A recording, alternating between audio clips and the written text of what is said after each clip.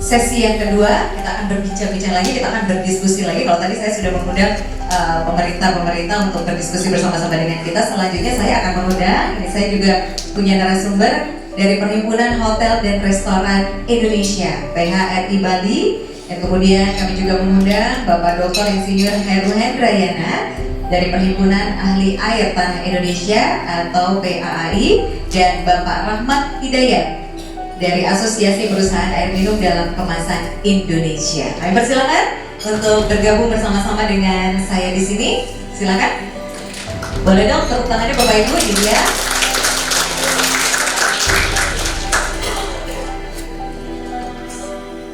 Ya, kembali kami mengundang Bapak Suyasa dari PHRI, kemudian Bapak Rahmat Hidayat dari Aspagin, dan Bapak Heru Hendrayana. Halo, selamat pagi.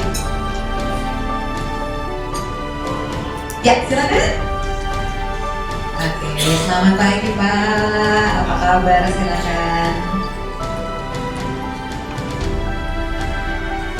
Ya, silakan. Oke, tahan dulu Bapak-bapak. Ya, terima kasih kepada Bapak Rudi. Bapak Rudi memang harus meninggalkan tempat ya siang hari ini. Terima kasih banyak. Dan Bapak Ibu telah hadir ini bersama-sama dengan kita kembali. Kita akan lanjutkan untuk talk show yang kedua dengan narasumber yang berbeda. Ada Bapak Dr. Insinyur Heru Hendrayana. Selamat pagi Pak Heru, terima kasih sudah hadir. Beliau juga merupakan dosen teknik geologi di UGM ya Pak ya. Hari ini nggak ada ngajar? Bolos. Sama dong sama saya Pak, bolos hari ini ya. Oke, baik. Dan selanjutnya ada Bapak Rahmat Hidayat dari Aspagin ya Pak ya. Kayaknya kemarin kita sudah ketemu ya Pak? Ketemu sebentar ya. Baik, kemudian ada Pak Suyasa tentunya dari PHRI. Selamat pagi Bapak-bapak, terima kasih loh sudah hadir dalam keadaan yang luar biasa sehat. Iya, ini sesuai dengan tema kita kali ini adalah penyelamatan air tanah dalam mendukung pengembangan pariwisata yang berkelanjutan. Ya, tadi kita sudah berbicara juga dengan pemerintah daerah juga, kemudian dengan pemerintah provinsi juga. Nah, saya ke Pak Suyasa dulu aja ya, ini ya, Pak Suyasa boleh Pak. Berapa banyak sih sebenarnya hotel dan restoran yang ada di Bali nih Pak? Secara kita tahu banget. Oke, Pak, tahan dulu pertanyaannya. Berapa banyak jumlah hotel dan restoran di Bali ya Pak ya? Sambil saya juga mau clear up sebentar ini. Bapak Ibu hadirin, sebelum kita mendengar jawaban dari Pak Suyasa, mari kita bersama-sama menyaksikan video berikut ini. Selamat menyaksikan.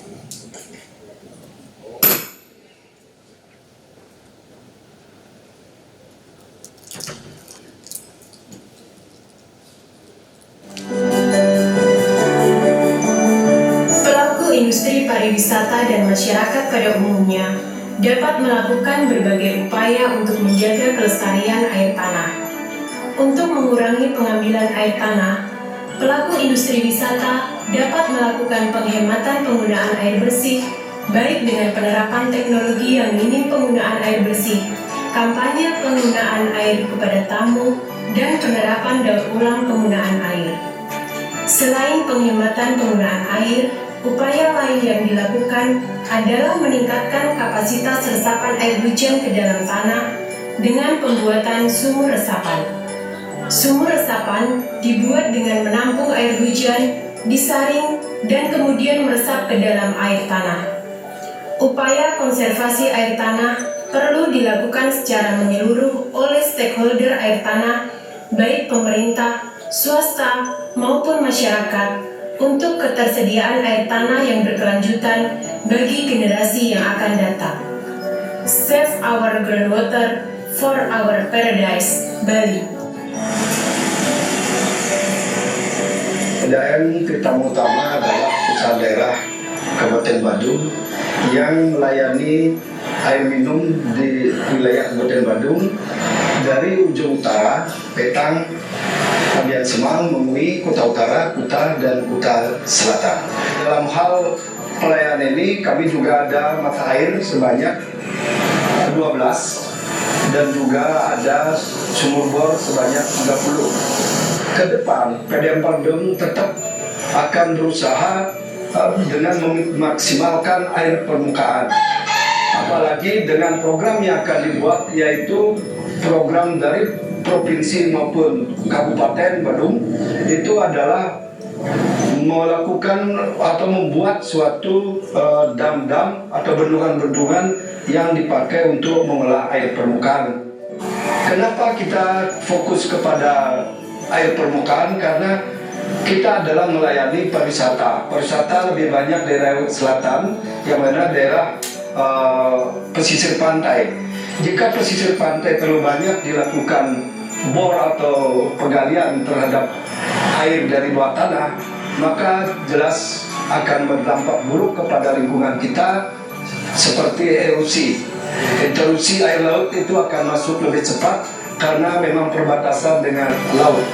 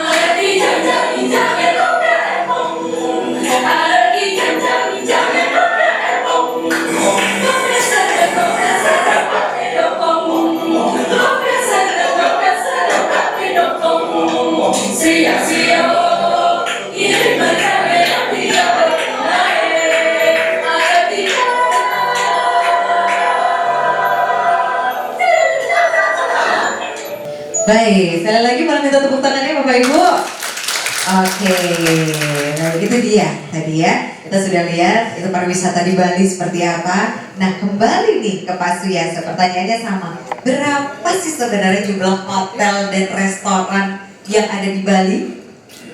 Saya belum ada plusnya nih Pak. Baru itu dulu saya tanya. Baru itu dulu. Ada pertanyaan yang lebih gampang ya? Itu dulu Pak, belum ini tambahannya. Silakan Pak Suyasa. Bapak Ibu sekalian, selamat siang. Senang sekali bisa ketemu. Ini banyak senior saya ada di sini. Bapak Ibu menghitung hotel di Bali itu ibaratnya menghitung bintang di langit. Iya. Siapa yang tahu? Nggak pernah ada data yang tepat untuk itu. Namun PHRI dengan segala upaya memperkirakan lah, dari menghitung benar dan memperkirakan itu. Saya bicara nomor kamar saja ya. Oke. Jumlah kamar di Bali ini mencapai 60.000. Yang menarik adalah ketika data ini tersaji, 65.000 itu apa hubungannya ya dengan air? Nah, yang menarik Bapak Ibu sekalian, 60.000 kamar hotel ini, kalau setiap kamar berisi 2 saja, itu sudah 120.000. Kalau rata-rata tinggal 3 malam, which is Bali lebih dari 3 malam, ini kawan-kawan hotel mana kawan-kawan hotel? Coba angkat tangan dulu. Oke, itu pendukung saya lumayan banyak. Terima kasih sudah hadir. Nah, tinggal 3 hari saja, itu sudah hampir 600.000. Bapak Ibu, normalnya menurut indeks yang biasa kami lakukan di hotel, setiap tamu itu mengkonsumsi sedikitnya 150 liter air konsumsi. Kalau kita berbicara tentang mandi, berenang, laundry dan lain sebagainya, itu hampir rata-rata 1,5 kubik per orang. Oke. Nah, kalau kita berbicara tentang jumlah wisatawan di Bali kini mencapai 8.000-an dan nantinya targetnya menjadi 10.000, ayo kita hitung sama-sama. Itu hampir setidaknya 1,5 miliar kubik air yang dibutuhkan. Saya agak enak nih duduk di sini bapak-bapak, terutama di bapak-bapak ISDM itu kan turisme ini menjadi tersangka buruk rupa ya. Padahal saya kan nggak buruk-buruk amat. Jadi tadi di dalam tas itu ada ini Pak, saya temukan. Di hotel, kampanye ini luar biasa. Mari hemat air, minum bir.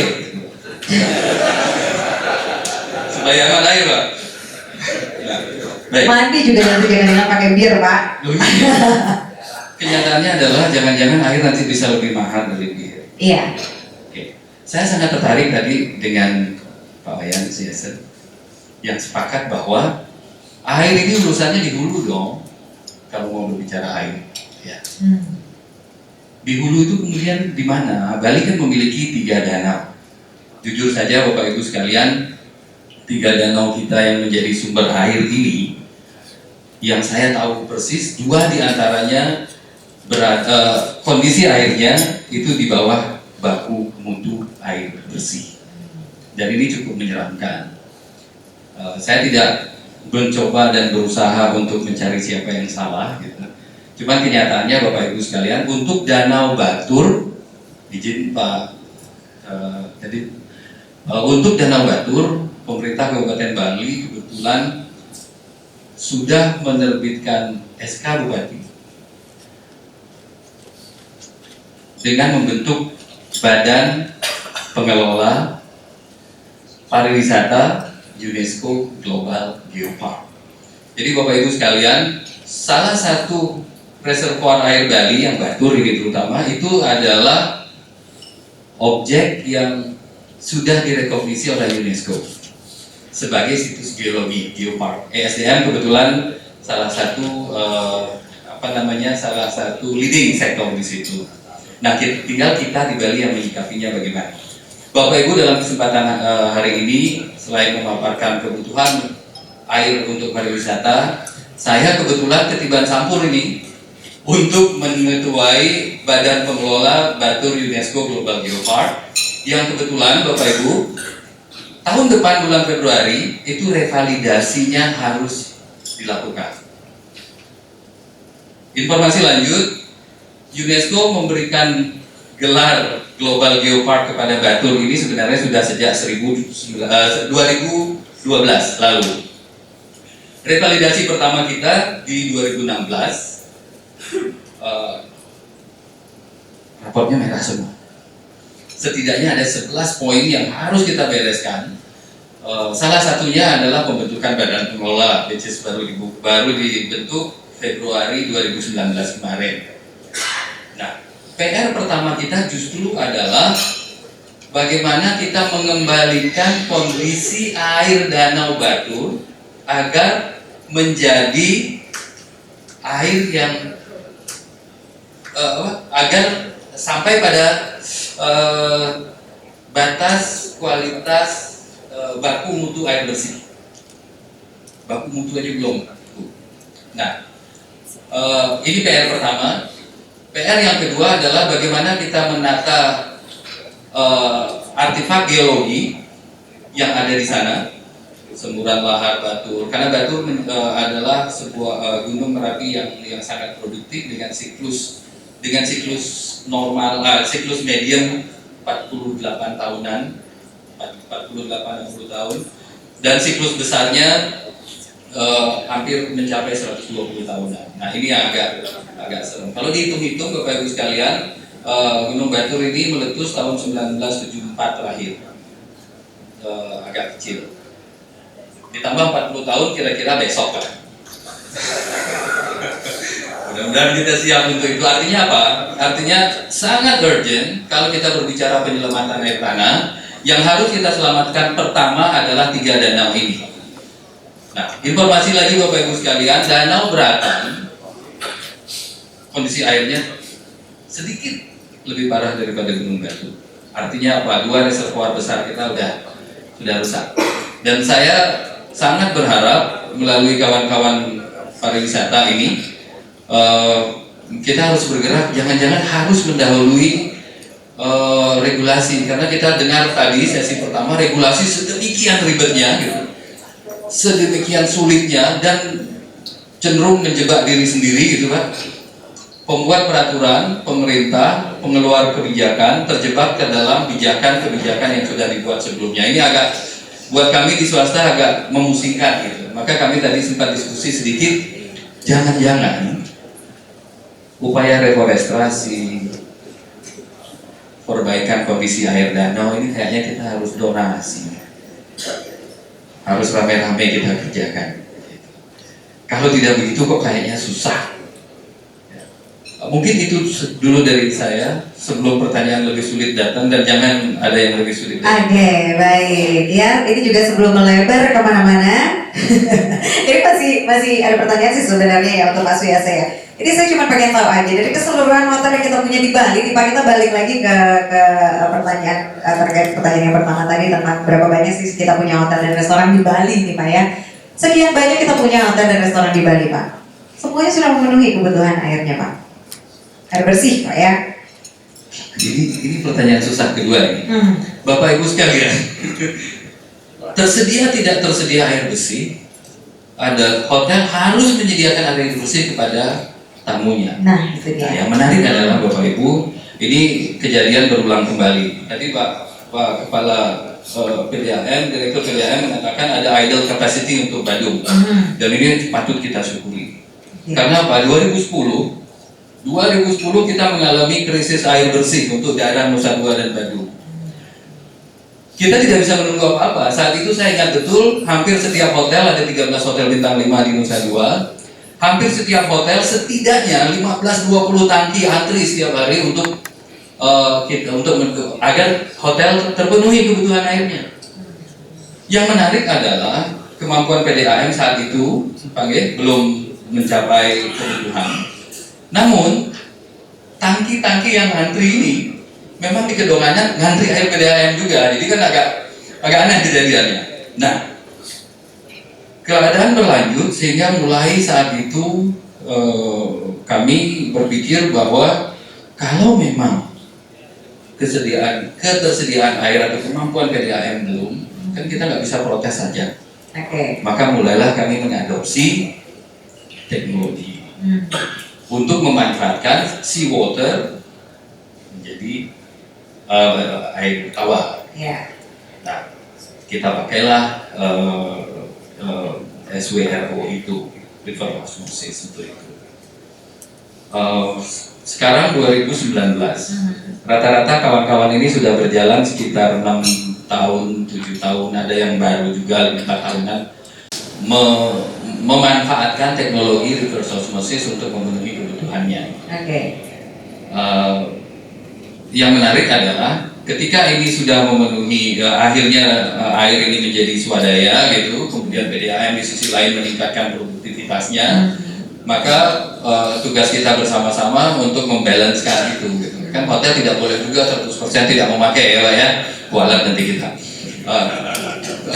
Walaupun sebenarnya yang menjadi PR kita bersama adalah, Bapak Ibu mohon izin mumpung berbicara pariwisata dan Bali. Saya di pariwisata sejak mulai tahun 89 sampai 2019 ini belum pernah terjadi ada penurunan UMR. Artinya apa? Biaya untuk mengoperasikan sebuah hotel setiap hari naik. Mendekati pemilu naiknya bisa 13-15%, kan gitu. Tapi nggak apa-apa, namanya usaha kan harus tetap berusaha. Tapi yang menarik adalah Bapak Ibu, ketika kita berbicara seawater reverse osmosis ini, kita berbicara tentang produksi air layak minum. Dan itu kisarannya antara Rp8.000 sampai Rp9.000 per meter kubik. Dan kita sekarang air pump berapa ya per meter kubik sekarang? 12 ya? 14 begitu. Ya hampir 2 kali lipat. Nah ini PR kita bersama. Sayangnya kan orang hospitality ini hospitable terus nih. Artinya nggak boleh marah, nggak boleh kesal gitu ya. Memproduksi air sendiri itu 8.000, kemudian harus beli PDAM 8.000, ya harus senyum juga. Dan harus tetap dibeli ya gitu ya. Nggak apa-apa. Ini sama terjadi dengan listrik. Listrik kita di daerah Batur, kita ingin, karena untuk memelihara lingkungan di hulu, kita ingin agar Batur ini menjadi pilot project untuk energi baru terbarukan. Kita memiliki panel surya untuk pembangkit analitik, baru sampel ini, sampelnya itu baru 1 megawatt. Sampel ini sudah selesai 2014. Tidak bisa kami pakai, karena harus masuk ke PLN. Nah, kami membuat listrik dengan limbah ini dengan biomasa ini dengan tujuan untuk mengangkut air dan lain sebagainya, kira-kira sekitar 4.000 sampai 6.000 rupiah. PLN nggak mau beli segitu. Nah, itu problemnya sama, tapi baru saja 2 bulan lalu sejak badan pengelola ini dibentuk dan akhirnya listrik kami tersalurkan lewat PLN sehingga masyarakat di hulu sekarang sudah bisa memanfaatkan air untuk irigasi yang nantinya akan kembali ke hulu ini. Satu hal lagi tentang air tanah, kami di pariwisata agak cerewet sedikit nih, mohon maaf Bapak Ibu sekalian, tidak bermaksud apa-apa tapi bermaksud supaya baik semua. Bapak Ibu, kalau tadi di video tadi kan disebut bahwa air ini harus masuk ke dalam tanah, buatlah biopori dan lain sebagainya dan lain sebagainya. Bapak Ibu, saya amati jalan raya kita. Kalau hujan, itu limpasan airnya kan luar biasa. Masuk ke saluran air.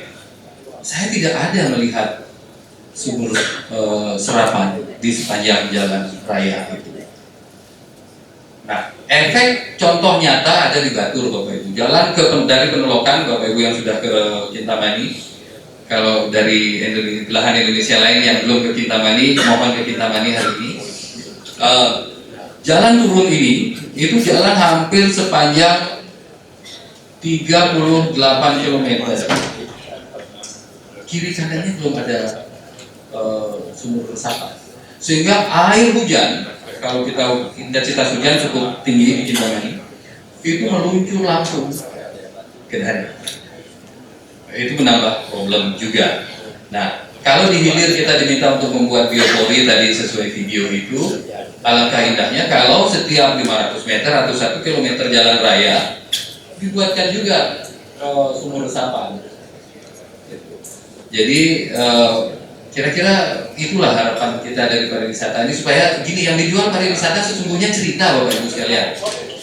Kalau Bapak Ibu di pemerintahan dan di SDM itu terutama membuat infrastruktur dengan cerita seperti itu, saya bisa bercerita kepada setiap tamu yang datang bahwa look, Bali is conserving their own the earth. Dengan cara apa? Semua limpasan air kita masukkan lagi ke dalam tanah sehingga ini dengan baik. Di hulu kita forestlasi dengan baik. Danau kita lihat indah, baku mutunya air. Ini adalah air yang akan diterima di hilir, kan gitu.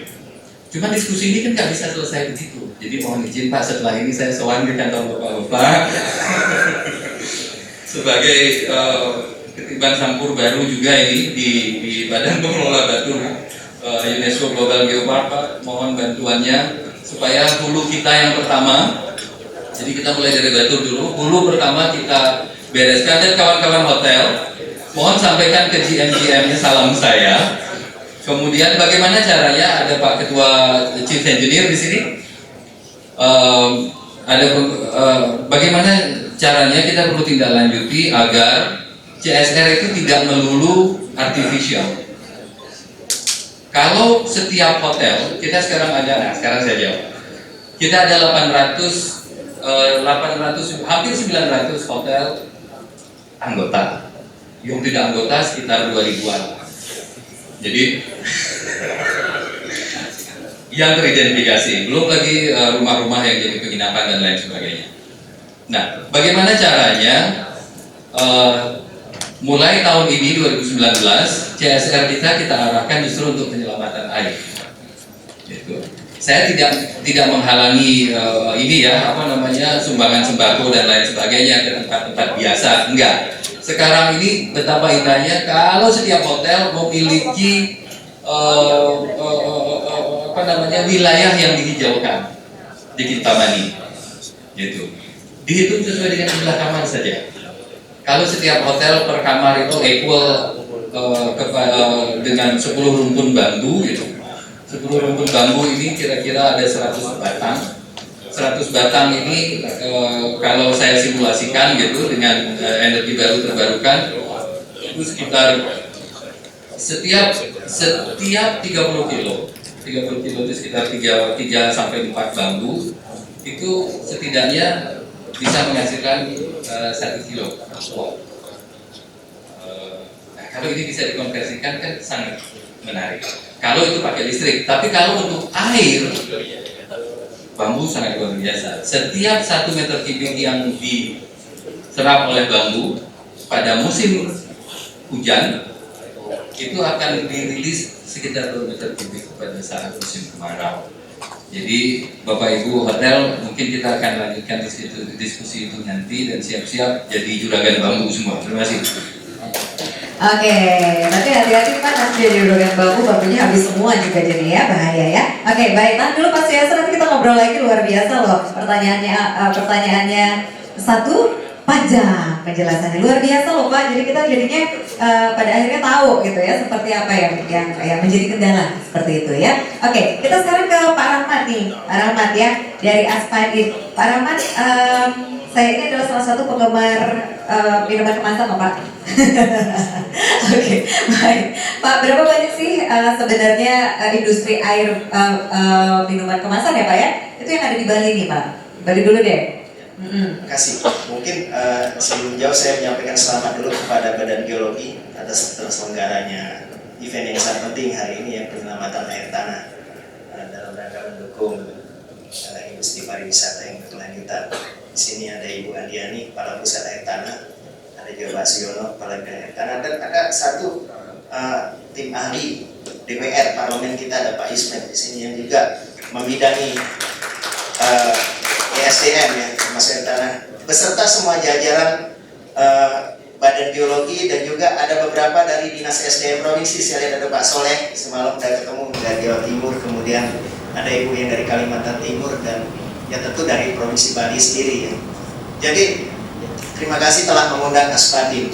Nah, pertanyaan Mbak tadi sederhana, ada berapa sih pelaku industri air minum dalam kemasan atau air kemasan di Provinsi Bali?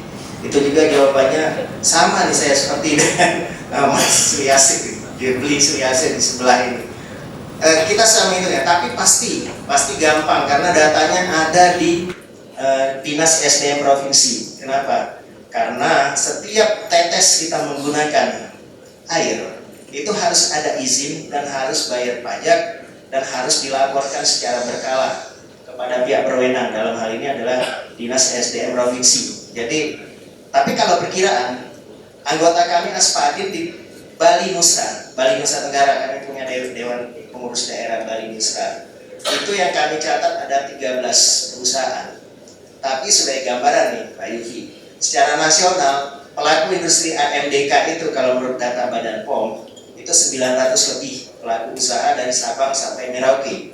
Sementara anggota Aspadin dari 900 lebih itu adalah sekitar 250-an. Jadi ya nggak sampai sepertiga. Jadi kalau Bali Nusa kita itu linear, saya yakin ada hampir 40-an pelaku industri AMDK di Provinsi Bali ini.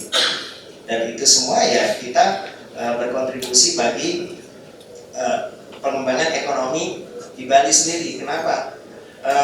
AMDK ini sejarahnya menarik nih Mbak. Baik. AMDK di Indonesia itu pertama berdiri adalah satu perusahaan tahun 1973. Berarti sekarang sudah 46 tahun. Dan sejarahnya menarik karena pendirinya itu adalah karyawan Pertamina dulu. Karyawan Pertamina senior manajemen, beliau itu punya tanggung jawab di bidang urusan luar negeri, kerjasama internasional. Nah, banyak sekali membawa tamu. Setiap tamunya datang dari luar negeri, disuguhin air Indonesia, itu ya air direbus kan. Mereka biasanya tidak begitu nyaman, mereka maunya air kemasan. Nah, ya, waktu itu ya bisa air kemasan itu hanya ada di hotel yang seperti ini, bintang 5, diimpor. Ya, jadi ya beliau punya visi, ya beliau berpikir ya air kemasan kenapa nggak kita buat. Jadi beliau investasi sendiri, belajar, kemudian investasi pertama tahun 1973. Rentang kira-kira 18 tahun kemudian baru berdiri yang namanya Aspadin. Jadi awalnya satu perusahaan, waktu Aspadin didirikan ada 36 perusahaan pelaku industri AMDK. Kemudian terus berkembang sampai di tahun 2019 ini perkiraan Badan POM sekitar 900 lebih pelaku industri AMDK di Indonesia. Luar biasa ya, ternyata banyak ya. Banyak, dan jangan kaget, itu pelaku usahanya. Pelaku usahanya. Mereknya ada yang bisa menerka-nerka nggak, ada berapa mereknya? Mereknya. Ya misalkan ini klub ini merek. Tapi Oke. tapi perusahaannya bisa dibaca di kemasannya. Nah, tapi berizin kan Pak ini Pak? Ya sangat. Oh berisi. Ya. Nanti saya akan cerita. Menunggu nanti pertanyaan Oke, dari Mbak pertanyaan Yuli. itu ya. Oke. Ya. Oke. Ada kalau- 2000 lebih merek. Ada 2000 lebih. Iya. Berarti perkembangan industri. Seluruh Sabang sampai Merauke itu ada 2000 lebih merek. Oh, luar biasa ya. Berarti kalau berarti perkembangan industri air minum dalam kemasan itu perkembangannya luar biasa pesat ya. Ya, jadi alhamdulillah ya, puji Tuhan bahwa pertumbuhan industri AMDK ini seiring dan pertumbuhan industri makanan dan minuman olahan di Indonesia. Kalau makanan minuman olahan itu kisarannya 8-9% kira-kira. Kalau pertumbuhan industri AMDK itu ya sekitar 10%, 9-10%. Memang sekarang ini 2 tahun terakhir tertekan, tapi itu seluruh industri consumer good tertekan. Jadi kita tumbuh sekitar 8% di sekitar tahun 2017 lalu. Sekarang kita udah rebound, kita naik ke 9% dan kita berharap tahun 2019 ini kita bisa kembali tumbuh 10%. Oke. Sebagai catatan pertumbuhan ekonomi kita kan 5%. Jadi pertumbuhan industri AMDK itu kalau kita runut dari tahun 1973 sampai sekarang selalu di atas pertumbuhan ekonomi kita. Oke. Jadi ini industri yang sangat signifikan menyumbang bagi pertumbuhan ekonomi Indonesia. Oke, begitu pesatnya perkembangannya Pak. Bahkan jadi penyumbang juga ya untuk perekonomian di Indonesia ya. Urus izinnya nih Pak, susah nggak sih? Nah, ngurus izin, tidak ada izin di Indonesia itu yang sebenarnya yang gampang, semuanya susah. Birokrasi ya menurut, Pak. menurut kami ya memang harusnya seperti itu. Oke. Kenapa? Kalau pelaku usaha tidak dikontrol, mereka bisa menjadi economic animal. Jadi istilah orang ekonom itu economic animal yang intinya nyari untung saja, mengeksploitasi saja, tidak memikirkan keberlanjutan. Nah, ngurus izin industri AMDK itu kalau kami hitung-hitung itu ada 20 lebih. Kalau kami mau mendirikan dari nol, nggak ada pabrik, sampai dia menjadi pabrik, ada 20 lebih perizinan yang harus kami lakukan. Termasuk di dalamnya perizinan untuk pengelolaan air. Air itu ada 2 kan, air permukaan, air tanah. Dari pagi kita bicara. Ya. Nah, saya bisa confidence mengatakan bahwa 90% lebih industri AMDK di Indonesia itu menggunakan air tanah. Oke. Alasannya apa? Karena kita ini memproduksi air yang khusus. Jadi ini adalah bukan air seperti kata Pak Agus Pambagio, bukan air untuk hajat hidup orang banyak, bukan. Tapi ini adalah suatu consumer good yang kita produksi untuk dijual pada konsumen. Ya, serius dulu kan tujuannya untuk melayani orang-orang luar negeri itu, krem de la krem. Tapi sekarang seiring berkembangnya ekonomi, daya beli semakin meningkat, orang bisa membelinya. Saya ingat, saya pertama kali minum AMDK itu saya SMP. Sekarang saya sudah nggak SMP lagi, jadi udah lama sekali. Jadi tapi menunggu dari munculnya AMDK sampai saya mampu mengonsumsinya itu belasan tahun. Tapi sekarang kemudian terus berkembang. Sekarang semua orang Indonesia, hampir semua orang Indonesia bisa membelinya.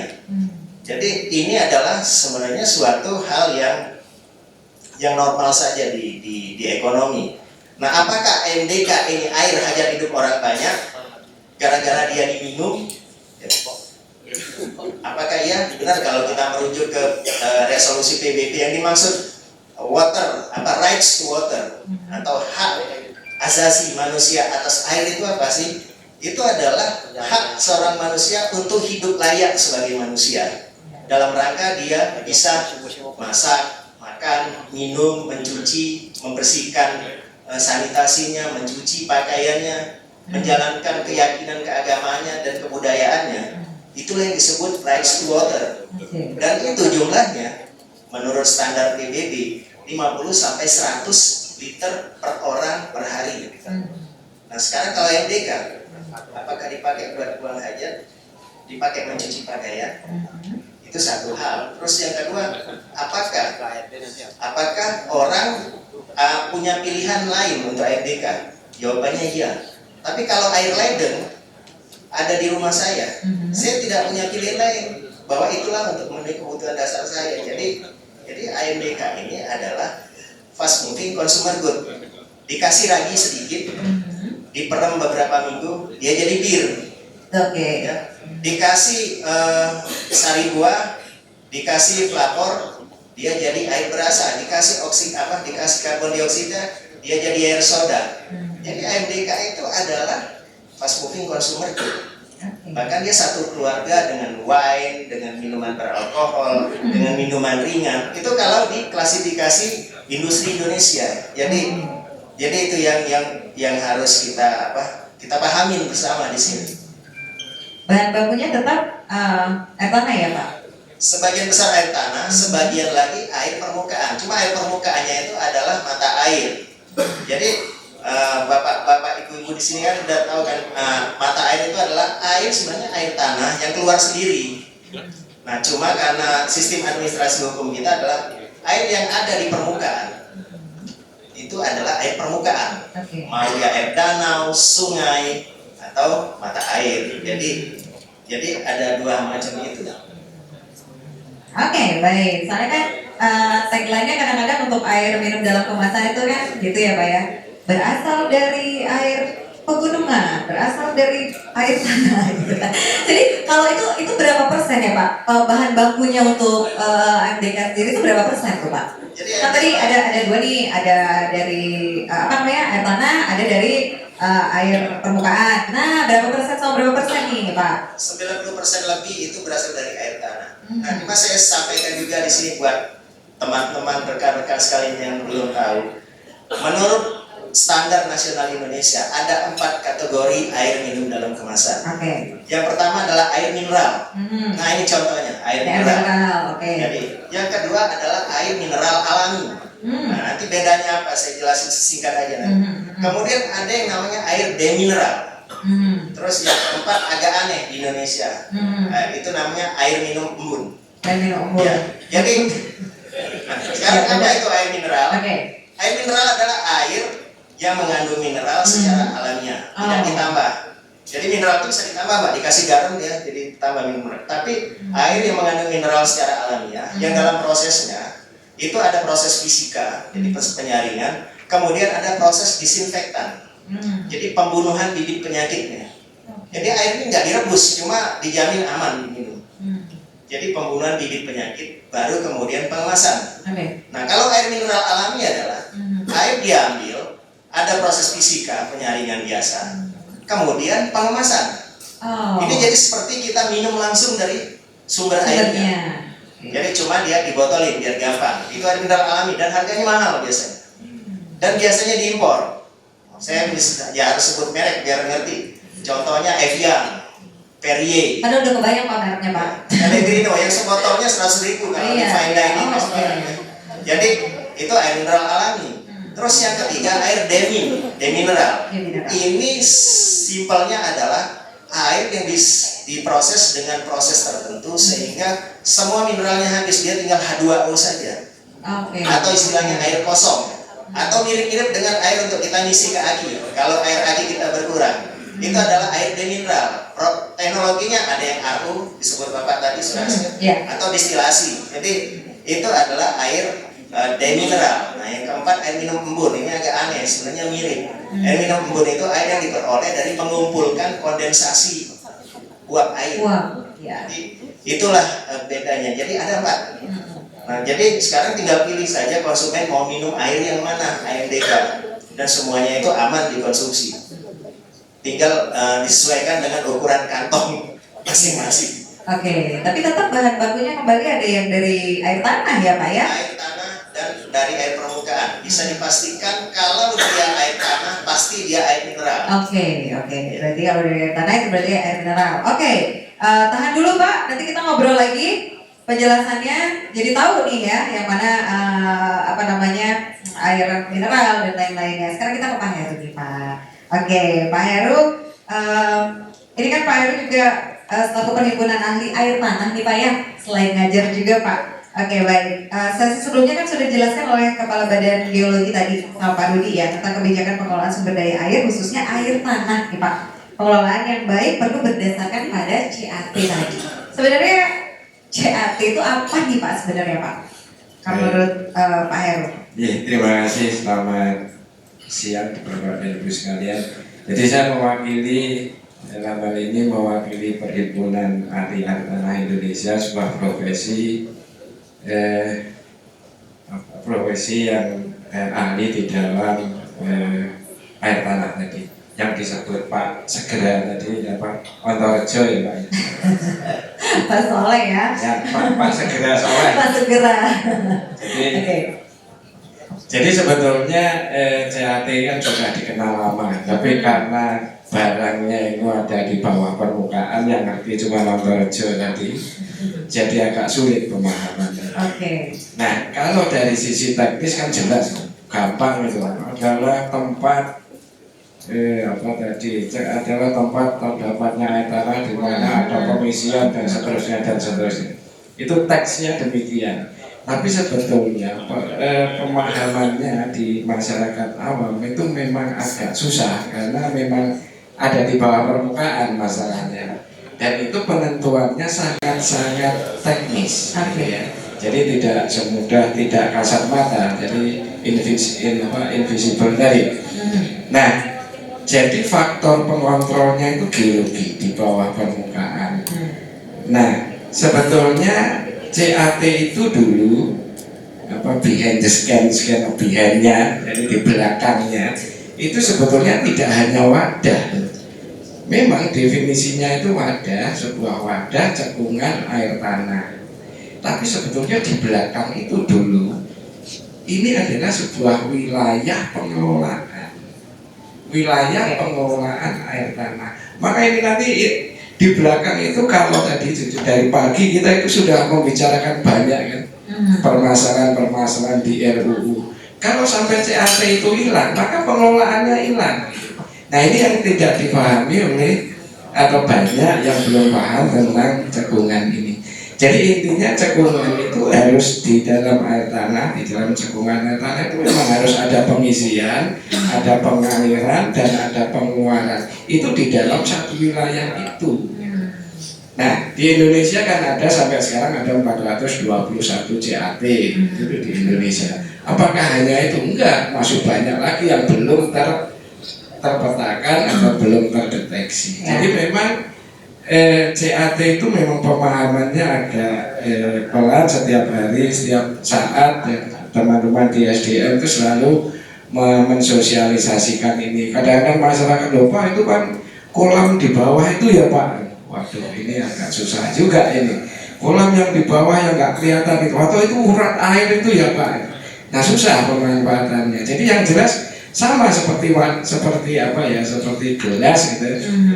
Wadah air tanah yang ada di dalam seperti gelas di dalam, tapi airnya itu di dalam batuan gitu, bukan kolam yang ada di bawah. Nah hal-hal kayak itu agak susah, tapi pelan-pelan kita selalu dari Perhimpunan Ahli Air Tanah beserta rekan-rekan teman-teman dari ESDM selalu mensosialisasikan ini, sehingga pemahaman awam teman-teman sekalian itu bisa paham bahwa air tanah itu memang harus dengan CAT, karena CAT itu satu wadah yang dimana ya seperti dompet lah. Kalau kita mau mengelola uang kita ya satu dompet, jangan dompetnya istrinya dikelola bapaknya dikelola istrinya, susah nanti. Jadi satu dompet ya sendiri-sendiri dikelola gitu ya. Itu balance-nya kan di situ, saldonya kan di situ ya kan. Gitu kan.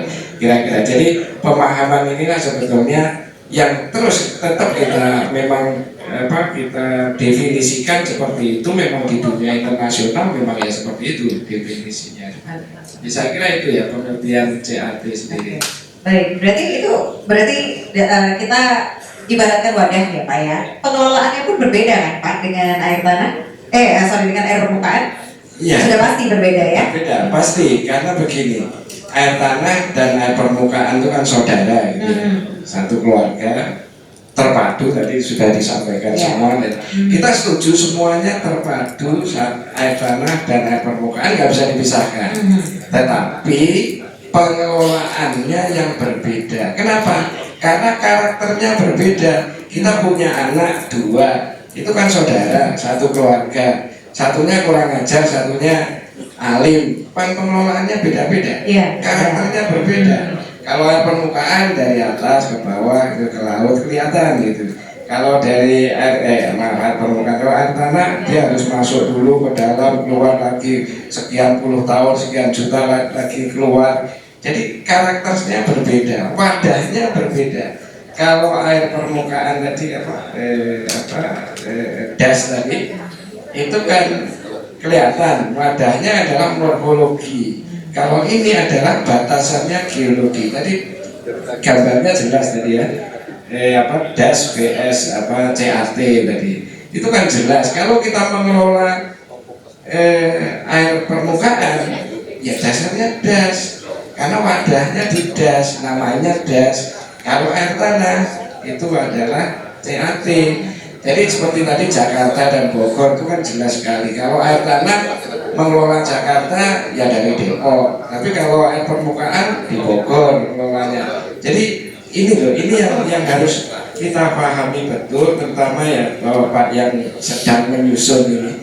Karena begini itu, kalau sampai saya nggak bisa bayangin, kalau sampai RUU itu tidak mengakomodir CAT, itu implementasi di bawahnya itu kacau balau sudah. Ini dari sisi administrasinya, belum lagi dari sisi teknisnya. Kami itu yang dari sisi teknis yang bekerja di air tanah, ini nanti akan kebingungan, ini gimana ini saya mau ngelola dompet di sini kok disuruh caranya dengan dompetnya istrinya, susah juga ya. Jadi sekali lagi ini ya kalau saya mengelola air tanah ya pada perwadah itu kita kelola. Kalau air tanah ya air permukaan silakan. Karena ini di dalam satu das di bawahnya bisa beberapa CAT. Sebaliknya satu CAT itu bisa beberapa das. Masalahnya demikian. Jadi ini bisa terbalik-balik. Kelihatannya gampang tadi Pak ya, hanya satu kalimat tadi tinggal nambahin itu. Sedangkan pendek itu. Tapi kalau itu nggak ada, kacau balau itu. Saya nggak bisa bayangin teman-teman nanti di SDM itu kayak apa itu mengelolanya. Itu susah sekali, apalagi ya udah saya nggak bisa bayangin. Makanya kami benar-benar dari Perhimpunan Air Tanah bersama-sama dengan teman-teman SDM ini berjuang betul. Kami mengadvokasi juga teman-teman di PAI agar kata tadi yang sedangkan tadi itu ada, walaupun tidak harus dengan sedangkan ya Pak ya, dengan pasal baru atau itu harus ada. Kalau enggak kacau sudah, itu Pak. Pesan kami. Betul. Oke. Kemudian pengelolaan air tanah yang berdasarkan CAT itu udah Pak? Pengelolaannya itu udah diterapkan belum ya? Sudah, jadi kalau itu sudah mapan ya sejak 2008 ya sejak sejak UU yang kemarin itu kan sudah gitu ya, sudah dikenalkan CAT dan DAS. Kemudian dipertegas lagi dengan PP air tanah itu juga sudah jelas. Jadi semuanya itu sudah mapan di situ. Dan di dunia internasional di konsep integrated water resource management yang diaju oleh WHO pun itu seperti itu. Jadi ini satu gambaran saja bahwa UU kita yang dibatalkan dulu itu adalah salah satu UU air tanah sumber daya air yang terbaik. Bahkan negara-negara Asia, saya pernah diundang beberapa kali pada waktu itu, UU kita itu yang terbaik dan dicontoh oleh negara-negara Kamboja, Vietnam. Saya mengadvokasi itu. Saya pulang di sini dibatalin. Itu kan menyedihkan gitu ya. Nah itu dicontoh karena itu sudah terbaik dan itu sudah kita terapkan. Nah kalau sekarang ini dirusak hanya dengan das tadi, ya kita nggak tahu seperti apa. Baik, ini kan katanya sudah diterapkan nih Pak ya. Sudah. Tapi kenapa ya masih ada kerusakan lingkungan ya? Nah, sebetulnya kerusakan lingkungan sekali lagi bahwa pengenalan konsepnya tadi kan 2008 itu mulai diterapkan betul. Dan kerusakan itu sebenarnya sudah ada sebelumnya gitu ya. Nah, kenapa dulu kok ada kerusakan? Karena konsepnya belum berbasis tadi. Kita itu sebenarnya sudah ada peningkatan ya. Kita sudah ada peningkatan, perbaikan kerusakan yang dulu merah jadi kuning, kuning jadi hijau. Itu karena kita menerapkan sistem pengelolaan CAT tadi. Itu yang kita terapkan. Kita sudah meneliti tentang kerusakannya, balance-nya dan sebagainya, segala macam kerusakan balance tata guna dan sebagainya. Itu sudah diatur sekarang. Saya kira teman-teman dari DIY, Jawa Tengah, dan Jakarta, dan Jawa Timur sudah menerapkan zonasi-zonasi itu yang intinya adalah mengerem kerusakan. Nah, kalau sekarang harus hilang CAT, saya yakin kerusakan itu nggak akan jadi hijau atau kuning, jadi merah semua. Karena itu tadi. Jadi perhitungan itu dasarnya harus CAT kalau di air tanah gitu ya.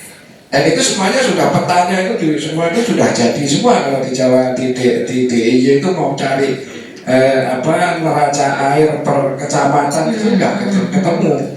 Hotel itu sudah diatur. Hotel ini ngambilnya kedalaman sekian, debitnya sekian. Kalau di kecamatan itu sekian.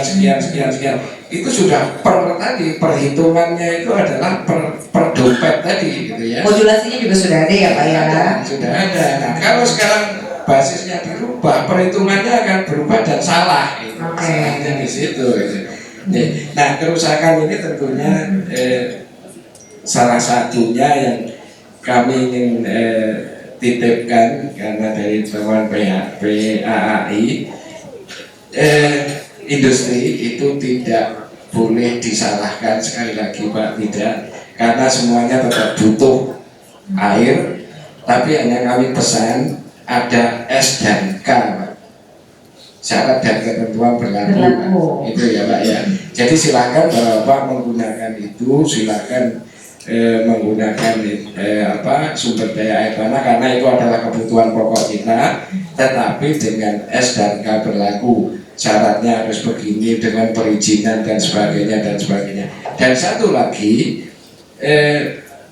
sesuai dengan amanah MK di dalam putusan amar dulu kan pernah ada bahwa apabila kebutuhan air sudah terpenuhi maka pemerintah boleh memberikan izin untuk industri dan sebagainya pengusahaan air dengan persyaratan ketat, tertentu dan ketat. Nah inilah sekarang yang kita pegang, tertentu dan ketat inilah yang sebelumnya nanti harus diimplementasikan di dalam di bawah UUD-nya. Maka semuanya nggak ada masalah gitu. Kalau mengikuti ada syarat dan ketat dan tertentu. Ketat ya tadi sudah setuju bahwa ketat itu iya, tapi ketat itu demi apa? Demi penyediaan yang berkelanjutan gitu. Jadi bukan yang Pak RUU yang berkelanjutan nggak rampung-rampung, jadi bukan. Tapi maksudnya penyediaan air yang berkelanjutan. Jadi itu sebenarnya ada S dan K tadi syarat dan ketentuan. Nah kami di PAI pun sudah menyediakan itu, toolnya, sehingga para pelaku industri khususnya di pariwisata dalam hal ini dan juga pengguna yang lain itu aman di dalam menjalankan bisnisnya karena bagaimanapun itu adalah untuk menggerakkan perekonomian kita. Saya kira itu. Terima kasih. Baik, terima kasih Pak Heru. Pesannya adalah semua itu sebenarnya bisa asal mengikuti syarat dan ketentuan yang berlaku, gitu ya. Jadi sudah dimudahkan sebetulnya kalau kita mengikuti rule-nya, mengikuti jalurnya ya. Oke, baik. Di samping juga banyak juga kendala-kendala juga dari teman-teman hotel, kemudian teman-teman pengusaha yang lain, gitu ya Pak ya. Oke, baik. Kita tahan dulu Bapak-bapak. Saya akan buka sesi tanya jawab untuk Bapak Ibu undangan yang hadir. Siang hari ini akan saya batasi dulu untuk 2 penanya di sesi 1 ini, disilakan. Oke, baik. Mungkin di belakang dulu Pak, mohon maaf. Ya, bisa dibantu untuk mic di belakang? Ya, silakan.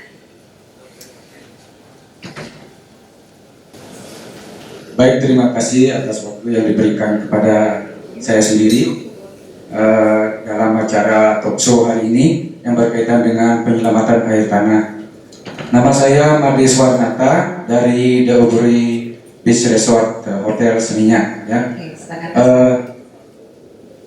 Sesuai dengan tema hari ini penyelamatan air bawah tanah, tadi beberapa ulasan saya tidak melihat begitu banyak ide apa yang perlu kita lakukan untuk menyelamatkan air tanah.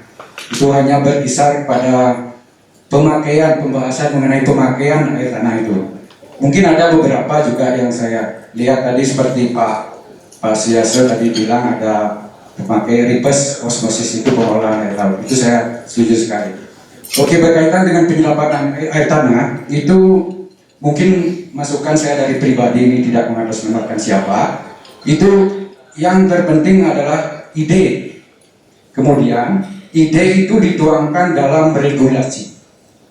Regulasi itu harus terlaksana, harus ada pengawasan dan penindaklanjut memberikan sanksi. Itu mungkin yang saya tekankan di sini. Nah, ide untuk menyelamatkan air tanah itu apa? Satu, adanya tema ini, talkshow ini, penyelamatan air tanah, saya yakin ini bahwa pengurangan air tanah ini sudah begitu kritis. Saya lihat ada tadi ulasan bahwa di Jakarta sudah ada penurunan. Nah, ide yang saya kemukakan di sini adalah kita stop penggunaan air tanah. Itu adalah penyelaman air tanah, ini adalah bagaimana kita mengurangi air tanah. Itu adalah salah satu ide. Pertama adalah menyetop pemakaian air tanah. Itu sumber air yang saya pahami itu adalah dari air laut. Itu air laut, dia bisa kondensasi, kemudian dia bisa ke alam yang jauh di bukit. Itu saya yakin itu semua sudah paham bahwa itu adalah merupakan siklus yang sudah diberikan oleh Ido Sang Widi. Itu mungkin Tuhan Yang Maha Esa. Itu kenapa? Karena air itu adalah sumber kehidupan dari semua aspek saroprani, semua aspek kehidupan yang adalah air, seperti tanaman, binatang, bakteri, apapun itu adalah air. Nah, sekarang kita sebagai manusia yang sudah dibekali pemikiran dan sebagainya, kita langsung megarang, itu merebut itu air yang sudah masuk ke dalam, untuk sebenarnya itu adalah tanaman, tumbuhan yang tidak bisa berpikir, dia hanya menerima saja. Maka dari itu kita sebagai manusia itu sudah dibekali pemikiran, kita dibekali untuk teknologi pengembangan, sehingga kita bagaimana itu kita mengurangi penyelamatan penggunaan air tanah. Itu dari teori itu air tanah itu sudah mungkin para bapak-bapak ahli itu sudah tahu sumber air tanah itu di mana, pengeluarannya di mana. Itu ada keseimbangan energi itu antara masuk dan keluar. Ini ada talkshow, saya yakin itu sudah ada penurunan dari pemasukan daripada air tanah sehingga itu berkurang. Nah, yang ide yang mungkin saya kemukakan di sini itu tadi adalah stop penggunaan air bawah tanah. Nah, sekarang kenapa harus stop? Itu mengurangi air tanah pemakaian. Nah, apa efeknya? Itu kalau kita kembali melihat itu untuk mendukung pengembangan pariwisata, itu kita harus menyediakan sumber air itu seperti air laut itu. Itu kita punya teknologi, kita kelola air laut itu. Air laut itu yang tidak ada batasnya, tidak akan habis, itu kita kelola. Nah, saya tadi saya mendengar dari Bapak Dirut PDAM itu 20% PDAM itu masih mempergunakan air bawah tanah. Saya harapkan itu untuk di-stop. Stop mempergunakan air bawah tanah. Kita harus mempergunakan teknologi yang sudah diberikan oleh Tuhan sebagai manusia, itu mengelola sumber air laut ini. Karena air laut itu tidak terbatas. Nah, kenapa kita harus itu? Saya yakin itu memang mungkin pengolahan air laut itu kalau memperoleh air laut itu itu terlalu tinggi costnya. Itu kita harus berkomitmen. Iya. Kalau cost tinggi itu otomatis nanti pariwisata itu akan bisa meningkatkan harga jual kanunya. Oke, Pak Suwananto mungkin pertanyaannya bisa bisa kita potong ya. Sudah diambil untuk poin pertanyaannya Bapak, kita sudah tahu. Ya. Mungkin bisa kita cukupkan. Saya ada lagi sedikit, Mbak. Oke. Ini saya tidak Singkat saja Pak Madi. ya saya tidak mengeluarkan pertanyaan, saya masukkan ide. Iya, ide bawah sudah ide itu kami yang podcast. satu soal penggunaan air bawah tanah, terus yang kedua itu ekstrim sekali. Yang kedua itu mempergunakan pengolahan sumber air laut. Yang terus untuk di desa-desa itu recycle air limbah. Karena tadi sudah disebutkan itu air limbah manusia itu mengotori, mencemari semua apakah danau dan sebagainya. Oke. Itu recycle, kemudian kita kembalikan ke alam, bioporik dan sebagainya. Baik. Itu terima kasih. Terima kasih banyak Pak Madi, luar biasa. Mungkin mau ditanggapi Pak Heru? Ya, oke, baik, silakan. Terima kasih. Jadi begini, saya ingin menyampaikan karena banyak yang pasti masih miss ya. Sumber daya air atau SDA itu air laut tidak termasuk. Jadi kalau kita membaca undang-undang sumber daya air, yang dimaksud sumber daya air itu adalah air yang ada di daratan, yaitu air tawar, dan sedikit air laut yang ada di daratan. Misalnya tambak atau lagun yang masih payung. Itulah yang dimaksud oleh sumber daya air.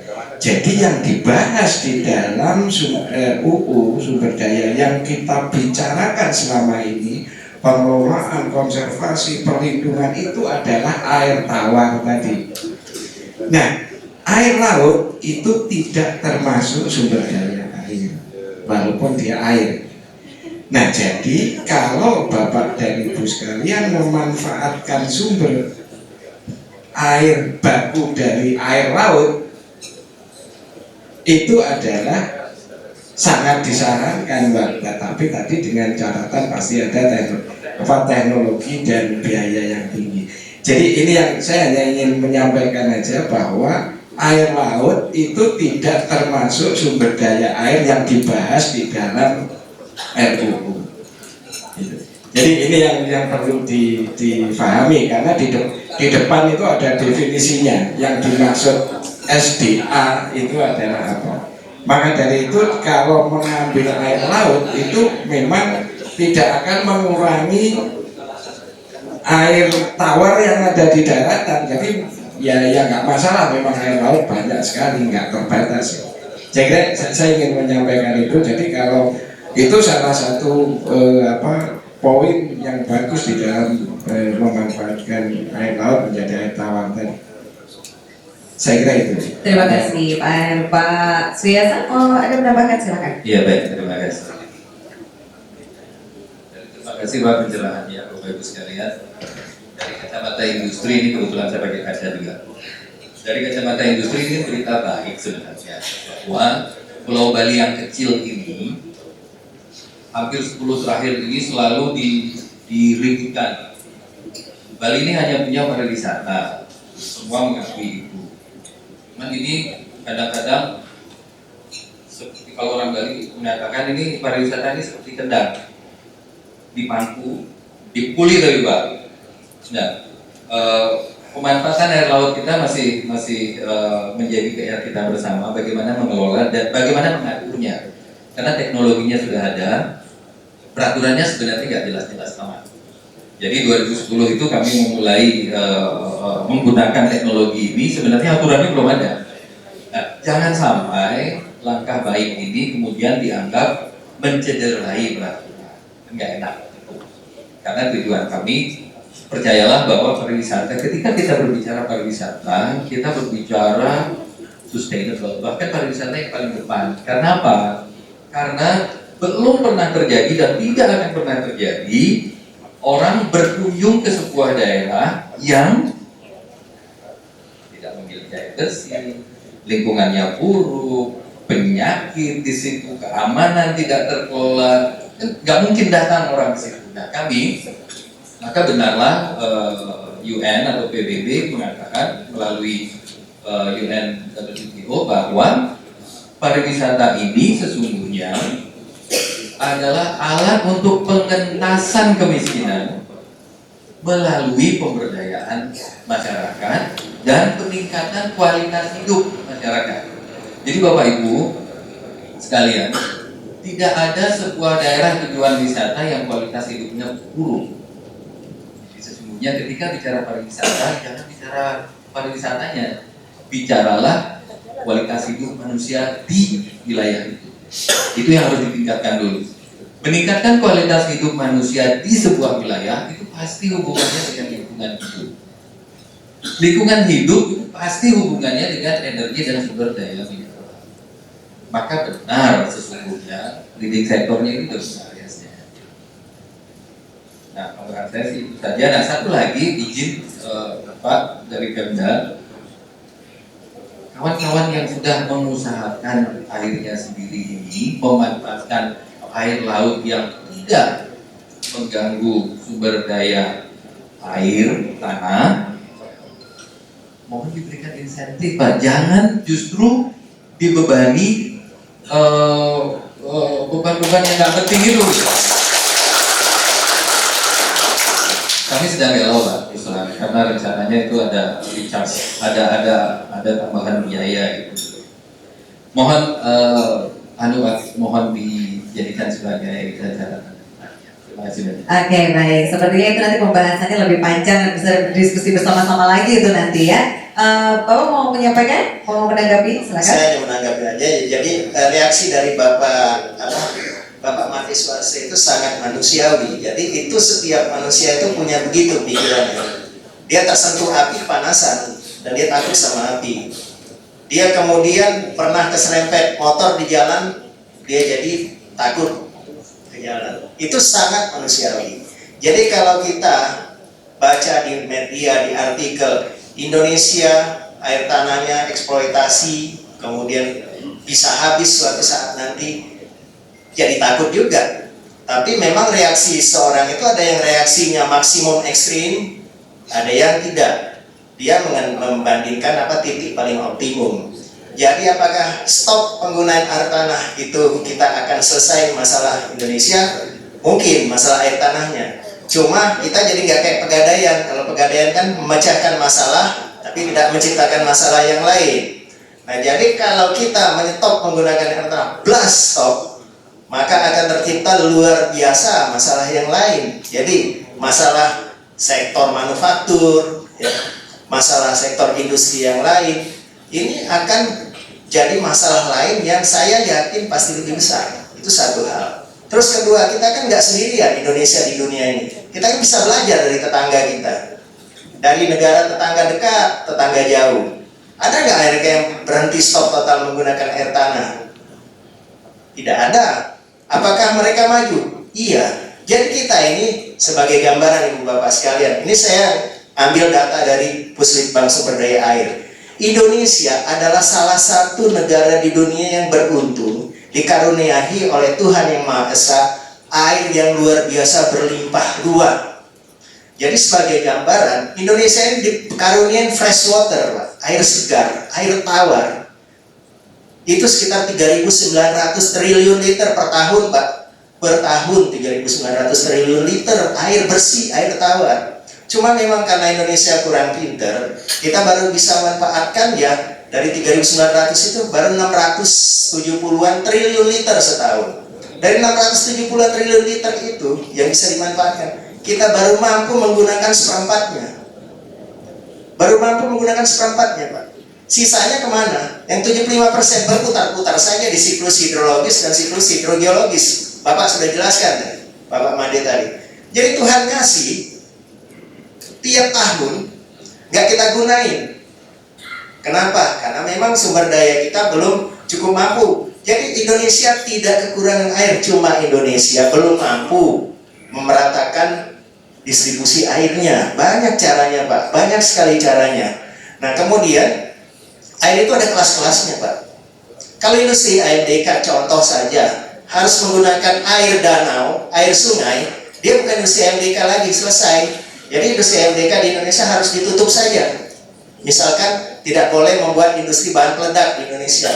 Jadi dia ada di daftar negatif investasi. Apakah seperti itu? Ya tidak mungkin.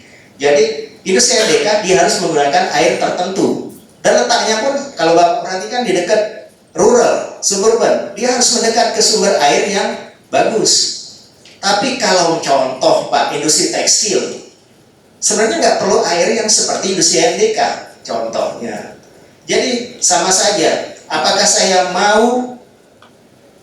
punya sumur Pak di rumah karena nggak dijangkau air ledeng, tapi saya nggak berani minum airnya, dan saya minum air LDK Pak. Saya mau minum air pump nggak dijangkau air ledeng, minum air sumur saya nggak mau. Jadi hidup ini selalu ada pilihan. Jadi sekali lagi kita bisa maksimum ekstrim dalam bereaksi dalam suatu, tapi sebaiknya kita mestinya bijak. Kenapa? Karena kita harus cari titik paling optimum. Artinya apa? Jangan merusak lingkungan. Jadi Bapak tadi saya catat juga komen pertamanya, tidak ada ide penyelamatan air tanah dari kita pagi sampai siang ini. Ada Pak, cuma tersirat. Intinya begini. Pertama, air tanah itu agar selamat harus dikelola dengan baik. Apa itu kelola? Kelola itu bahasa Inggrisnya manajemen. Manajemen itu kalau saya dulu belajar di SMA itu POA, planning, organizing, actuating, and controlling. Planning itu direncanakan, dipetakan dan sebagainya, ya, direncanakan, disusun dan sebagainya. Planning, organizing, ditata, dipetakan, ya, diklasifikasikan. Oh ini air tanah, oh ini cekungan air tanah dalam, cekungan air tanah dangkal dan sebagainya. Terus kemudian apa? Actuating, didaya gunakan, bukan didiamin. Dikasih sumber daya yang sangat precious oleh Tuhan, terus kita diamin, tidak untuk memakmurkan bangsa. Bego Pak kita. Sayang. Jadi kita gunakan buat memakmurkan bangsa. Kan di UUD 45 tujuan kita bernegara ada berapa Pak? 4, saya hafal dari SD. 1. Melindungi segenap segenap bangsa dan segenap tumpah darah Indonesia. 2. Mencerdaskan kehidupan bangsa. 3. Memajukan kesejahteraan umum. 4. Mewujudkan perdamaian dunia berdasarkan kemerdekaan dan perdamaian abadi. Jadi itu ditulis setahu saya Pak ya. Setahu saya UUD 45 masih boleh diubah, tapi pembukaannya tidak boleh. Nah yang saya sebut tadi ada di pembukaan. Itu adalah amanat pendiri bangsa. Bagaimana cara kita memajukan bangsa Pak? Gak ada jalan lain, kata kuncinya Pak, industri hotel, industri perkantoran, industri manufacturing, industri kimia, industri Pak. Tidak ada satupun negara di dunia yang makmur tanpa industri. Saya belum pernah dengar ceritanya. Jadi Pak, industri salah satu yang dibutuhkan industri adalah sumber daya air. Tidak ada satupun industri yang tidak membutuhkan sumber daya air. Saya berani taruhan di atas meja ini. Sumber daya air itu adalah prasyarat untuk industri bisa. Apalagi electricity, energi, apalagi jalan raya, pelabuhan dan sebagainya. Jadi tujuannya apa? Memakmurkan bangsa Indonesia ini, memakmurkan Bali. Tapi di saat yang sama jangan rusak alamnya melalui apa? Planning, organizing, actuating, controlling. Artinya apa? Setiap orang yang menggunakan air, mau dia dari bawah tanah, mau dia dari permukaan, wajib Pak, punya izin. Kalau dia untuk usaha. Tapi kalau dia hanya untuk memenuhi kebutuhan dasarnya, nggak perlu izin. Terus kemudian setiap izin itu harus diawasi Pak. Terus yang ketiga apa? Yang ketiga adalah harus dikendalikan pencemarannya. Kita kadang mau mengendalikan pengambilannya, tapi pencemarannya lupa. Padahal pencemaran itu merusak sumber airnya. Saya kutip satu profesor ITB pernah di seminar air tanah juga. Bagaimana kita merusak sumber air kita yang sangat berharga ini. Di Jakarta itu ada mungkin 10 juta sepeda motor Pak. Dan mereka ganti oli mungkin sebulan sekali atau 2 bulan sekali. Dan yang ganti oli di bengkel itu tidak ada mungkin 20%-nya. Sisanya ganti oli sendiri. Olinya dia buang kemana Pak? Di belakang rumahnya atau di samping rumahnya. Dan itu semua Pak tertumpah. Bapak kalikan saja 8 juta sepeda motor dikali 1 liter. Ada 8 juta liter motor oli bekas ditumpahkan ke dalam tanah, merusak bumi pertiwi. Coba Pak. Jadi pengendalian juga sumber airnya dari pencemaran, dari kerusakan. Dan jangan lupa Pak, yang keempat, penegakan hukum. Yang maling, yang nyolong dihukum. Cara tahu yang nyolong gampang. Gampang sekali. Anggota Bapak Suyase, saya petugas berwenang, anggotanya hotelnya berapa kamar? 100 kamar. Gampang. Saya kalikan aja 150. Ya, penggunaan airnya 150 liter, 15.000 liter. Kamu langganan PAM? Iya. Begitu saya baca, oh tagihan liternya cuma 1.000 liter. 14.000-nya dari mana kamu? Padahal kamu nggak punya izin pengambilan air. Tangkep aja. Jadi itu Pak, cuma sekali lagi dijelaskan sumber daya manusianya kurang sekali. Pak Soleh tadi sharing di Provinsi Jatim itu ada berapa ya? 5.000 SIPA kalau nggak salah saya catat. Ada 5.000 SIPA. SIPA sudah izin pengambilan air tanah. Cuma diawasin oleh 4 staf. Jadi Bapak Ibu sekalian, kita punya PR, tapi kita nggak boleh diam dan kita nggak boleh lari. Maksud saya menghindar. Kita harus hadapi sama-sama, kelola. Dan sekali lagi, saya lupa tadi, PUAK itu Pak tidak akan berhasil tanpa manajer. Nah kalau untuk air tanah, ya memang manajernya harusnya ya Kementerian SDM. Dalam hal ini Badan Geologi yang sudah berpuluh-puluh tahun mengelola air tanah. Itu menurut hemat kami. Makasih. Baik, luar biasa penjelasannya. Tapi akhirnya harusnya saya tadi buka penanya, akhirnya kayaknya gimana nih? Kita masih buka lagi atau kita stop saja? Oke, kita undang satu lagi katanya. Bapak, silakan boleh dibantu ya. Mohon Bu, saya sekali lagi terima kasih Pak Suyase, mitra kami yang kami sengaja berkoordinasi. Saya sampaikan tadi, kalau kita melihat sejarah kelam PDAM, kita krisis air 2010 Tetapi dengan melakukan satu normalisasi waduk muara yang di estuari sekarang, kita tidak kekurangan bahan baku untuk air. Belum kami sampaikan di sini, kenapa tarif PDAM itu lebih tinggi daripada tarif yang ada di SPRO, Pak. Bahwa kita di PDAM Badung, tarif dasar kita itu adalah 7.500, Pak. Sedangkan kita ke masyarakat itu memberikan 5.500, Pak.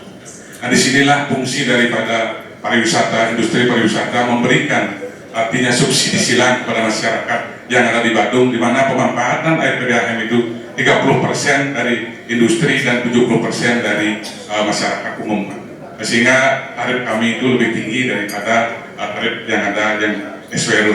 Di samping itu, dari kebijakan yang kami dapatkan 55% adalah untuk bekas daerah yang tentunya bermanfaat bagi pembangunan Badung ke depan.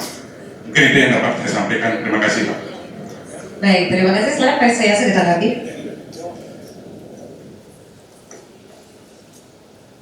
Ya, terima kasih. Saya kira kita sama-sama paham tentang mereka. Ada satu hal yang ingin saya sampaikan Bapak Ibu sekalian, ketika kita berbicara tadi tentang bangsa dan negara ini kan itulah ya. Kemudian kita berbicara tanah air Ibu Pertiwi, itu saya jadi tadi dan harus saya sampaikan juga adalah Bapak Ibu sekalian, dalam satu dekade terakhir ini, 8-10 tahun terakhir ini, saya selalu berpikir bahwa tradisi kita di Nusantara ini sesungguhnya adalah implementasi teknologi. Saya jadi teringat Bapak Ibu 1000 tahun yang lalu, ini tepat 1000 tahun yang lalu, tahun 1010 sebenarnya, itu terjadi krisis air. Krisis air yang kalau di Bali itu sejarahnya mengatakan bahwa Raja Bali itu harus mengundang Batara Indra turun. Kalau sekarang menjadi objek wisata, Bapak Ibu pasti kenal dengan Tirta Empul.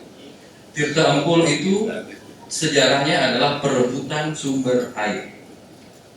Dan 1000 tahun kemudian kita nggak belajar dari sejarah. Agak sedih, tapi ya mari kita belajar bersama-sama kembali. Bapak Ibu mungkin sangat ingat atau pernah mendengar setidaknya, dan saya yakin mendengar, tentang dua tradisi penyelamatan bumi yang masih bisa kita saksikan sekarang, yaitu satu ada di Sunda Wiwitan, yang kedua ada di Bali. Caranya orang tua kita dulu menjaga dan memanage CAT ini justru dengan menentukan bahwa betapa gunung, danau, sumber-sumber air itu adalah daerah-daerah keramat yang tidak boleh disentuh Di Bali agak ekstrim Bapak Ibu sekalian bagi yang Bali gitu. Bahkan danau, kita lihatlah Danau Batur, Danau Beratan, penguasanya pasti Dewi dan Dewi itu adalah ibu pertiwi kita. Kok Yao tega ibu kita ini gitu, dijadikan tempat rekreasi? Ini kan agak aneh ini. Dan mudah-mudahan mulai hari ini saya tidak sendiri lagi untuk mengatakan bahwa seluruh danau yang ada di Bali itu semestinya dikembalikan sebagaimana semestinya, yaitu menjadi tempat suci, tempat konservasi untuk keberlangsungan hidup kita bersama, dan nggak kualat kalau orang Bali. Orang Bali paling takut kualat. Mestinya ke situ arahnya, dan ini sangat inline dengan program Bali ke depan ini. Namun Sakerta Loke Bali ngomongnya kan gampang, kenyataannya menghentikan Danau Beratan dari aktivitas rekreasi itu sulit. Yang kedua, sekarang mengontrol nih Pak, memanage Danau Batur sulit. Badan pengelola sudah dibentuk nih, sorry curhat. Namun ada beberapa izin yang keluar untuk memanfaatkan danau sebagai tempat rekreasi, dan isinya boat Pak. Jadi oli segala macam itu. Jadi Bapak Ibu, mari kita kembali ke tradisi bahwa kita belajar dari orang tua kita dulu, cara mereka kelihatan kuno, kampungan, kolot dan lain sebagainya, tapi itu justru yang paling benar. Untungnya orang Bali ini kolot-kolot sehingga alamnya tidak begitu rusak. Terima kasih Pak Aceh. Baik, terima kasih. Oke, saya kasih kesempatan kepada para narasumber saya. Ini kata-kata pemungkas sebelum kita akhiri, ya. Silakan, mungkin ada yang mau disampaikan bagaimana sih sebenarnya kita tuh sebagai masyarakat harus apa ya istilahnya kayak menyelamatkan nih air tanah. Apa yang harus kita lakukan? Silakan. Kami dari industri sepakat bahwa air ini harus dijaga kelestariannya. Begitu air tidak ada, industri harus pergi. Dia tidak akan bisa hidup lagi. Jadi air harus dijaga kelestariannya. Bagaimana caranya? Sebenarnya air itu simpel. Kalau saya orang bodoh, saya tidak ngerti masalah hidrogeologis. Tapi kalau air itu saya umpamakan adalah suatu tabungan deposito, dan tabungan deposito ini diisi secara rutin setiap bulan. Terus kemudian, tapi saya ambil juga untuk saya belanja. Saya pakai pepatah orang tua saya, jangan besar pasak daripada tiang. Jangan besar pasak daripada tiang. Apa yang kamu belanjakan tidak boleh melebihi dari apa yang kamu isi dari tabungan. Kalau enggak, tabungannya tekor. Nah, artinya apa? Bagian pengisian air, ini secara alamiah, air itu diisinya itu oleh hujan. Hujan itu biasanya larinya ke daerah pegunungan, daerah dataran tinggi yang banyak pohon. Itulah bagian tempat pengisian air tanah. Itu artinya apa? Jangan dibabat pohonnya. Jangan dibabat pohonnya, jaga kelestariannya di sana. Terus yang kedua adalah jangan over eksploitasi, jangan besar pasak daripada tiang.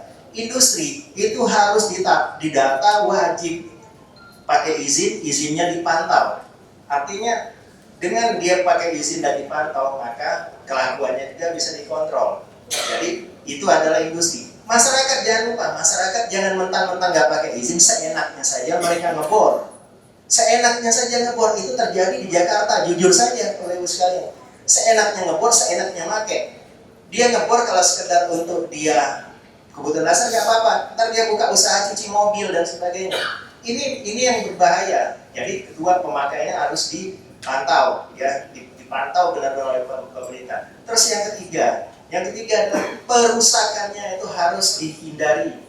Jadi merusak bagian pengisiannya, nebangin pohon atau melakukan pencemaran, perusakan sumber air, itu harus dihindari, harus ditegakkan. Dan yang terakhir adalah pengawasan dan penegakan hukum. Jadi itu adalah cara kita menyelamatkan air tanah ini sehingga lestari. Di saat yang sama kita tetap bisa hidup sebagai manusia mengejar kemajuan dan kesejahteraan. Kenapa? Kita kan bukan gorila yang hidup di hutan rimba. Gorila itu kan dia nggak ngapa-ngapain. Air dari hutan rimba itu juga awet, tapi kan mereka gorila, kita manusia. Kita butuh sejahtera, kita butuh pendidikan, butuh hidup dan berkembang. Ya, kita harus manfaatkan dengan baik. Kita harus manfaatkan dengan baik. Jadi itu kata kuncinya. Jadi sekali lagi kami industri ingin pemerintah dalam menetapkan peraturan apapun, dalam hal ini rancangan undang-undang sumber daya air. Kami mohon pemerintah dan DPR benar-benar bijak bahwa industri itu harus hidup. Industri hidup maka masyarakat hidup. Tidak semua orang bisa jadi pegawai negeri kan. Tidak ada negara di dunia ini semua warga negaranya adalah pegawai negeri. Yang ada selama 90% adalah pegawai swasta industri. Jadi kami mohon diberi hidup. Jadi kami mohon diberi hidup oleh perancangan undang-undang sumber daya air ini. Terus di saat yang sama kami mohon seluruh pihak, industri, masyarakat, pemerintah bertanggung jawab untuk menjaga kelestarian sumber daya air termasuk air tanah. Kira-kira begitu. Terima kasih. Terima kasih Pak Rahmat. Silakan Pak Suyasa. Ya, sedikit saja Pak, singkat saja. Tadi sudah saya sampaikan. Kemudian satu lagi ada ini. Terima kasih Pak Rahmat. Saya harapkan mulai hari ini kita di industri bisa membantu kawan-kawan yang bertugas melindungi gunung dan danau untuk menyalurkan CSR-nya ke pengelola. Terima kasih. Oke, terima kasih. Pak Heru mungkin ada yang mau disampaikan, silakan Pak. Kata pemungkas kita siang hari ini. Terima kasih. Jadi marilah kita menyelamatkan ini, tema ini, menyelamatkan air tanah untuk mendukung pengembangan pariwisata yang berkelanjutan dengan syarat dan ketentuan berlaku. Gitu. Jadi artinya kalau kita beli ke mall, kita kan dapat diskon voucher 50.000, syaratnya harus belanja 1 juta gitu. Dapat beli 2 dapat 1, syaratnya beli. Jadi demikian juga saya mohon Bapak-bapak sebagai pengguna air tanah, jadi khususnya itu juga melakukan menyisihkan dari sebagian keuntungannya di dalam menyelamatkan ini, dan juga mengikuti peraturan secara konsisten dan bertanggung jawab. Demikian juga pemerintah harus tegas di dalam menegakkan peraturan yang ada. Jadi S dan K ini kita pegang secara dengan komitmen bersama. Demikian saya kira. Baik, terima kasih banyak Pak Heru, kemudian Pak Suyasa, Pak Rahmat, luar biasa. Bapak Ibu boleh minta tepuk tangan yang paling meriah sekali lagi. Luar biasa diskusi kita dari pagi hingga siang ini. Terima kasih, dan kami undang kepada narasumber untuk berdiri terlebih dahulu karena kita akan membagikan cindera mata yang akan diberikan langsung oleh Kepala Pusat Air Tanah dan Geologi Kementerian ESDM. Ibu, kami persilakan. Baik, kami persilakan. Dan tentunya dari diskusi siang ini dapat saya simpulkan bahwa pengelolaan sumber daya air tanah yang tepat akan mampu menyelamatkan air tanah dalam mendukung pengembangan pariwisata yang berkelanjutan, dan juga ini sebagai investasi untuk anak cucu kita nanti, Bapak Ibu. Baik, akan serang untuk orang salah ternyata ya. Baik, dari staf ahli menteri bidang tata ruang ya, ESDM. Baik, silakan. Baik, dan Bapak Ibu, selanjutnya acara akan kami serahkan kembali kepada MC siang hari ini. Silakan.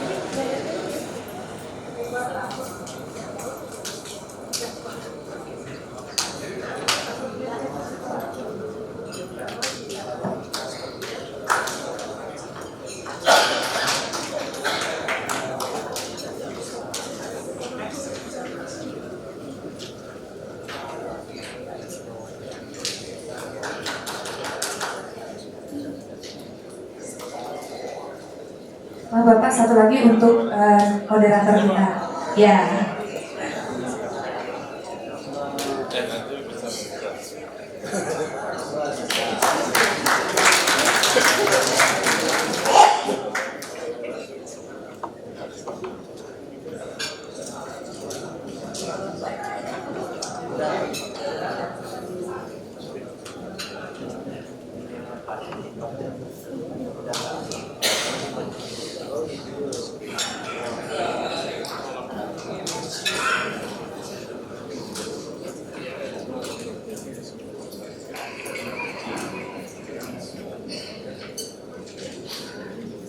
Baik,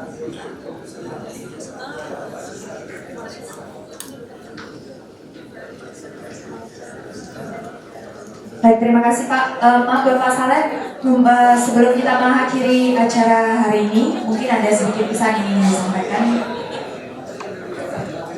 Baik, pertama-tama mewakili Kementerian SDM kami menyampaikan banyak terima kasih kepada Bapak Ibu yang sudah hadir.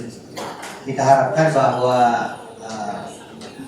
talkshow kita pagi ini ya dengan berbagai pembicaraan tadi paling tidak dapat meningkatkan awareness kita ya Pak ya terhadap pentingnya menjaga air tanah ya, baik untuk industri maupun untuk kita konsumen. Dan buat Pemda saya pikir juga perlu segera bertahap menyusun neraca air tanah. Ini neraca air tanah ini penting untuk mengetahui perkembangan supply demand air tanah kita, ya kan? Nanti itu dengan dukungan dari rekan-rekan kita dari Badan BPOM. Sekali lagi terima kasih Bapak Ibu sekalian atas perhatian dan kontribusinya. Assalamualaikum warahmatullahi wabarakatuh.